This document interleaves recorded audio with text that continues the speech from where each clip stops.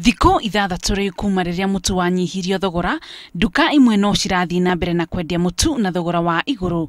Gĩtũmi kĩa Minister wa Kĩgĩna Henry Rotich kũruta mũkana kũrĩ onjoria othe akĩmoria mathingate thogora ũcio mwerũ.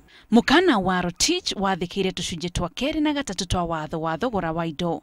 Gũkĩrĩ ũguo, thogora mwerũ wacabithio ta ũũ: mutu wa ngima wa kilo 1 ndwagĩrĩirwo nĩ kwendio makĩria ma ciringi 47, naguo mutu wa ngima wa kilo 2 ndwagĩrĩirwo nĩ kwendio makĩria ma ciringi 90.